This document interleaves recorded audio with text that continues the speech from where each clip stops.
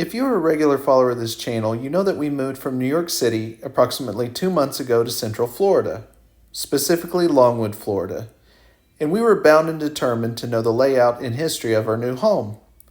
Our first idea was to go to Wikipedia to find out more about our home, and that we did. From there, we learned that Longwood has a population of roughly 1,500 people, has a median income of $65,000, and is home to the Senator, which is the world's largest, oldest, and biggest bald cypress tree in the world. Not finding what we needed on Wikipedia, our next idea was to take a trip to the Seminole Public Library to see if we could find a book on Longwood, and it turns out they had one.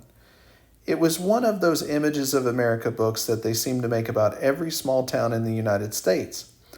This book spent more than a couple pages about the Senator, as well as some local history that was not unlike many other towns founded during the late 1800s in the U.S. We were able to check out a copy of Strange Florida as well. We learned very little from that, with the exception that Longwood had a transitory toad invasion in 1982, and yet more about the Senator. Stay tuned in the video as we're going to check out this must-see attraction. Given that we weren't able to get a lot of information from either the library or Wikipedia, we chose something a little more unconventional that I have been wanting to try out for a little while. Adventure Lab is an app created by the same people who operate the geocaching experience. According to the website, there are currently over 30,000 adventures available to choose from. They consist of scavenger hunts and experiences that can be a walk through history, a tour of an area, or games the adventurer can participate in. I took a look, and there was indeed a Longwood Adventure Lab, which appeared to be a limited walking tour of historical places. This being just our style, we could not wait to check it out. Adventure Lab works very similarly to geocaching, but unlike geocaching, there does not necessarily need to be a physical cache. And yes, I do know that there are certain types of geocaches that do not have a physical container to find. Adventure Lab is perfectly fun to play on its own, but if you're already an avid geocacher, the finds count towards your geocaching finds as long as you log into Adventure Lab with the same geocaching account. We drove to a centrally located parking lot in downtown Longwood and opened the app. Finding the locations worked very much like the geocaching app does, in that it uses a compass and distance to locate your target. This turned out to be exercise with a purpose, which is the reason we started geocaching in the first place. After a little bit of walking around, sometimes in the wrong direction, we eventually came upon our first target, which is the inside-outside house. From reading the app, we find that the inside-outside house gets its name from the exposed structural framing on the outside of the house, and the inside of the house is covered in outdoor siding. It looks like in modern day times that the inside-outside house has been converted into a shop, which was regrettably closed at the time. The way Adventure Lab validates your adventure is not just with the GPS, it usually requires you to answer a question as well. The question for this location asks us to count the number of windows on the building, and it requires a very specific format. Once the correct answer is inputted, you will be credited with the Adventure Lab find and moved on to the next part of the adventure. We did several more of these, walking around, admiring the historic buildings, and reading about the properties. I will say that if this were just a paragraph on a Wikipedia page, I probably would have skipped it. If this were a page in a book in a library, I would have turned the page.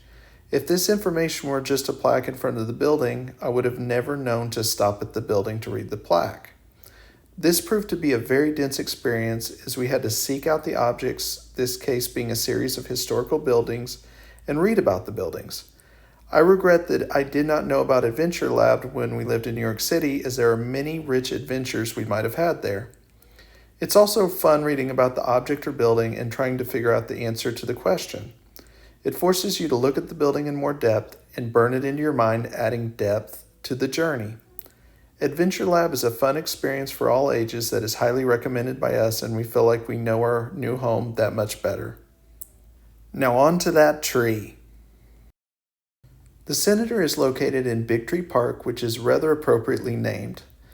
Big Tree Park features Big Tree Trail that features a 0.3-mile walk through nature with little information plaques along the way. While this is supposedly a popular park and trail for running and hiking, we found it to be very peaceful and empty on the day we went. After winding around the excellently maintained boardwalk, our target was now in sight, and I wasn't ready at all for what came next. The 35-year-old senator that once rose to a height of 165 feet and visited by thousands of tourists, including the great President Calvin Coolidge, is now a mighty burnt stump. It turns out that a woman named Sarah Barnes and a friend were smoking inside the tree using an open flame as a light source and caught the inside of the tree on fire and never told anyone and never tried to put it out themselves. The fire left unchecked burnt up the tree from the inside out. She was only caught due to the fact that she recorded pictures and a video of it on her cell phone and later showed several people. One of these people turned her into the Seminole County Police, and she was arrested on February 29, 2012. She was quoted as saying, "I can't believe I burned down a tree older than Jesus." I know you're saddened to learn of the senator's fate, but in an attempt to remedy some of the wrong, county workers have planted a clone of the senator at the entrance to the park, and that tree is aptly named the Phoenix. Learning about the demise of the senator made us not just sad, but thirsty, and we decided to check out one more place before we wrapped up our day. The place is Hourglass Brewing, not too far from the heart of Longwood. We have been looking for replacements for beloved Evil Twins Brewery in Ridgewood and decided to give this one a try. They share a building with Waco Taco, which is a huge plus should you get hungry. We didn't get a chance to try a large selection of beers, but the ones we did try were tasty. We couldn't find the right mix of fruit and sour for Elle that she likes to drink, but I found the conventional IPAs to be quite promising, and they had pinball games.